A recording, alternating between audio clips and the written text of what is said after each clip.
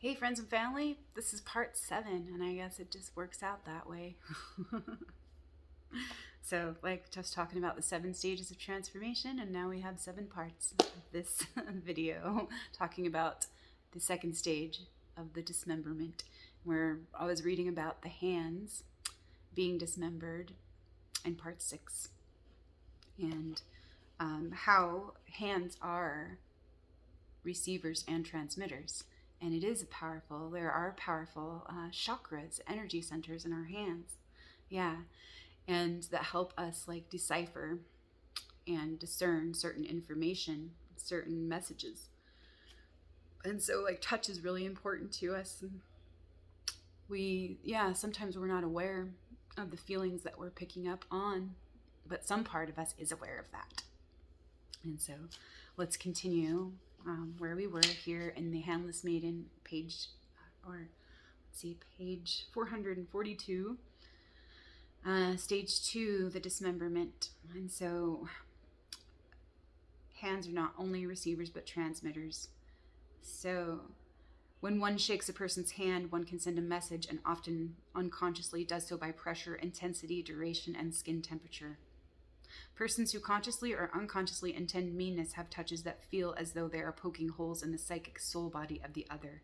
At the other psychological pole, hands laid upon a person can soothe, comfort, remove pain, and heal. This is a woman's knowledge through the centuries, handed down mother to daughter. The predator of the psyche knows all about the deep mystery associated with hands. In too many parts of the world, an egregiously pathological way of demonstrating inhumanity is to kidnap an innocent person and to cut off their hands, to dismember the human feeling, seeing, and healing function. The killer does not feel, so he does not wish for his victim to feel either. This is exactly the intention of the devil, for the unredeemed aspect of the psyche does not feel, and in its insane envy of those who do, it is driven to a cutting hatred. To murder a woman by cutting is a theme of many tales, but this devil is more than a murderer, he is a mutilator. He requires mutilation, not decorative or simple initiatory scarification, but the kind that intends to disable a woman forever. When we say a woman's hands are cut off, we mean she is bound away from self-comfort, from immediate self-healing, so very helpless to do anything except follow the age-old path. So it is proper that we continue to weep during this time.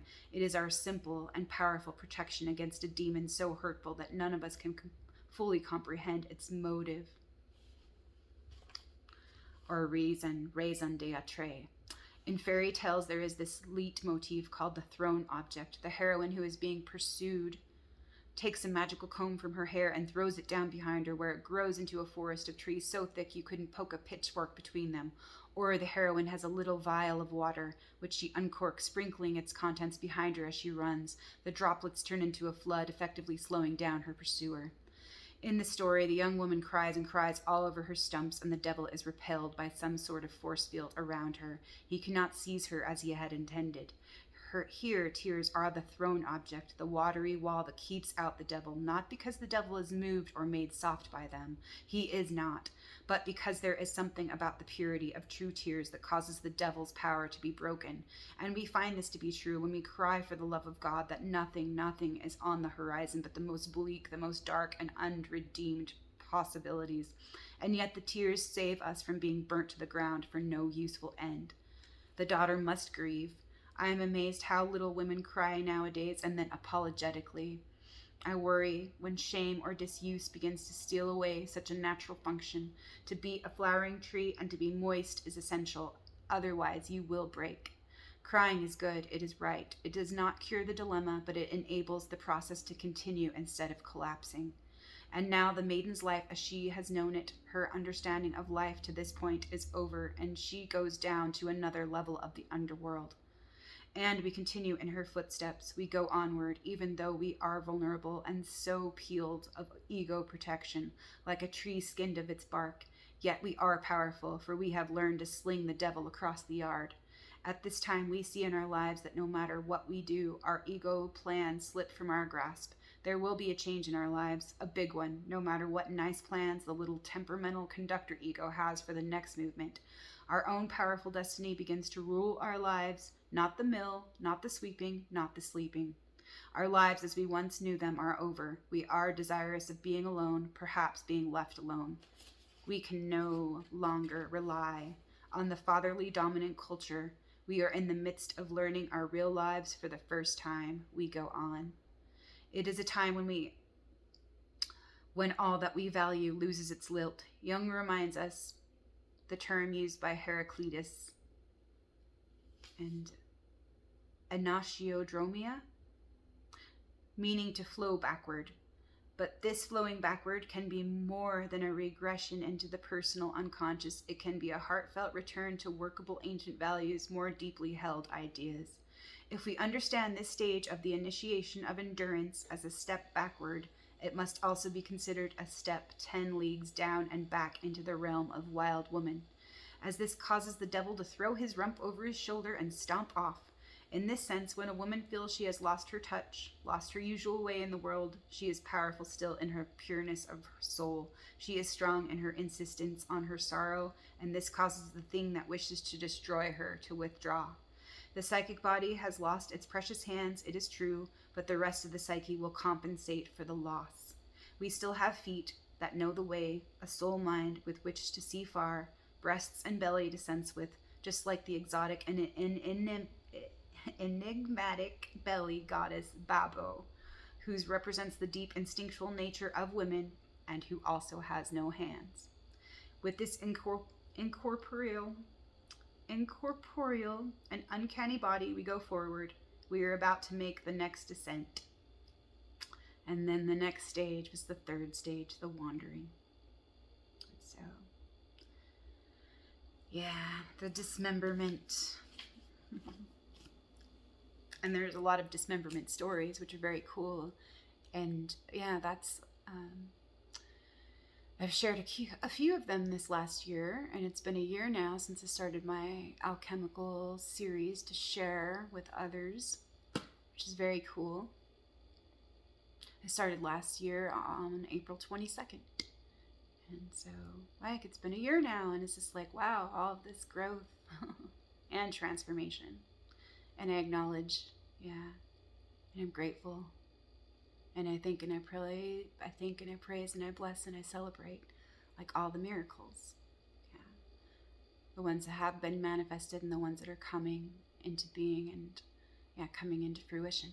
And, like, expect the unexpected. Like, yeah, the help is being offered.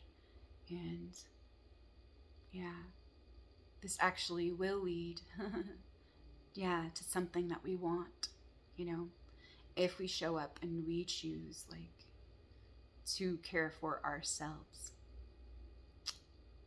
Yeah. And so, yeah, some of the other stories that relate to dismemberment are the story of Osiris and Isis.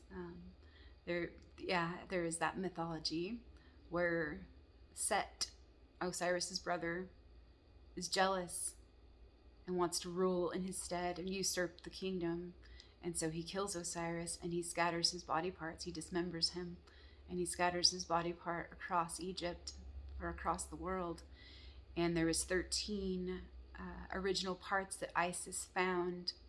She couldn't find the 14th part, which was the phallus, which is symbolic of the life force, like, and fertility and vitality and, yeah, and that ability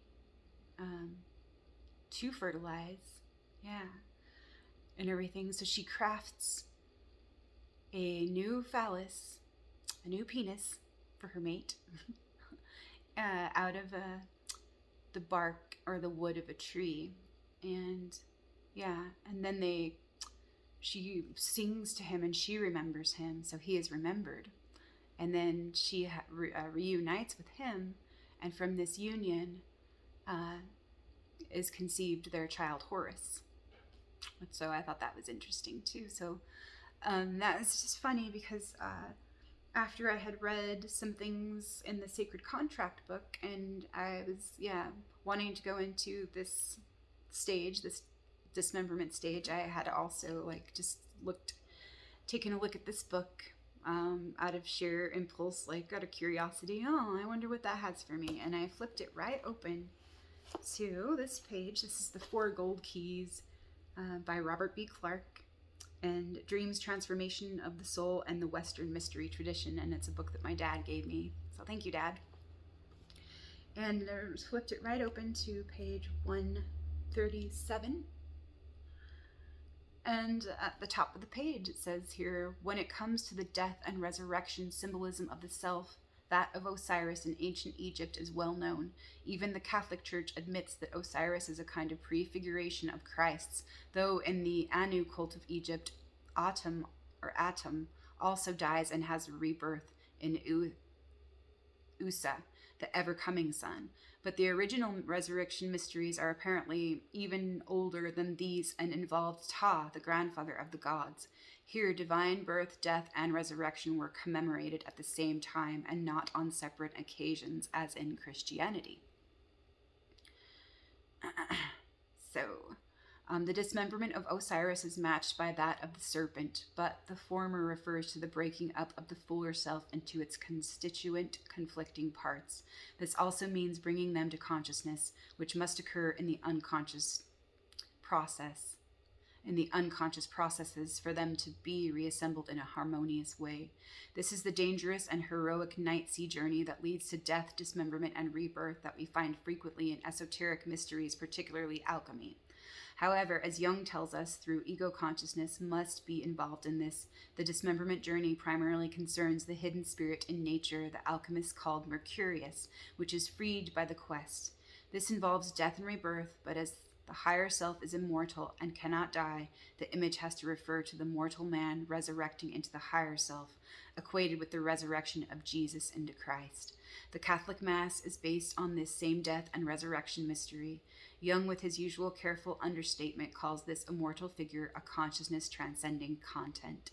Looked at from the point of view of man and his science of psychology, the higher self may be so evaluated, but from the view of the other reality, he is nothing less than a god. So, that just seems complete to me right now, like to go into all those themes of, death, life, and rebirth, resurrection. I am the truth, I am the light, I am the resurrection. And it does go into like all of those themes that I was looking into in a lot of ways. And the lightning, the forest, the axe, the Wizard of Oz, the woodsman, the bride and the bridegroom, the mother, the father, the child, the three, fertility and barrenness, the friend, the fiend, the adversary, the fool, the maiden and the devil, the bargain and the whore, the prostitute, the tower, the king and the queen, the altar, the temple, the vessel, the treasure, abundance, wealth, gold, silver, currency, worth and value, appreciation and engagement, marriage, will, union, balance, harmony, breath, spinal column, snakes, healing, chalice, cauldron, alchemy, joy, living, choosing, allowing and reclaiming, recalling, retrieving, initiation and completions, support, trust and willingness, activations and transitions, metamorphosis. All right. Thanks for listening. Thanks for being here. I love y'all.